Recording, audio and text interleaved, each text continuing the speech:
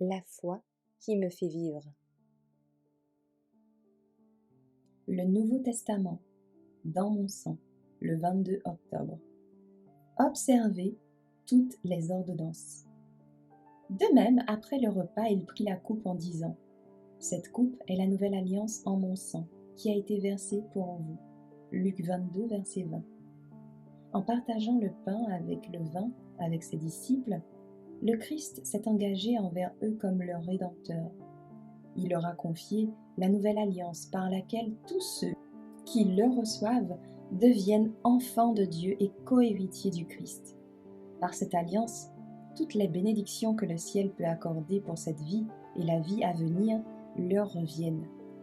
Cet acte d'alliance devrait être ratifié par le sang du Christ, et l'admiration du sacrement devrait garder devant les disciples le sacrifice infini fait pour chacun d'entre eux, individuellement, en tant que partie du grand tout de l'humanité déchue.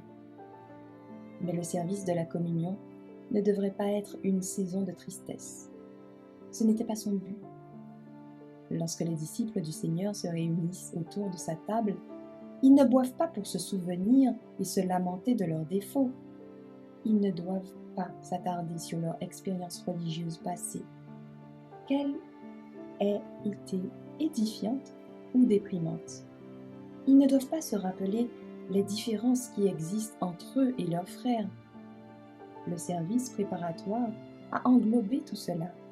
L'examen de conscience, la confession des péchés, la conciliation des différences, tout cela a été fait.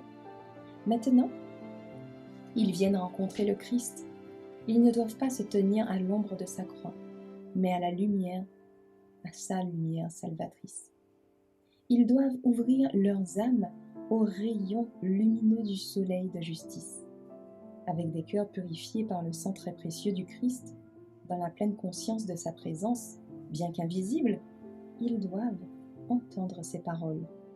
Je vous laisse la paix, je vous donne ma paix, je ne vous donne pas ce que le monde donne. Jean 14, verset 27. Le sacrifice expiatoire est complet et suffisant.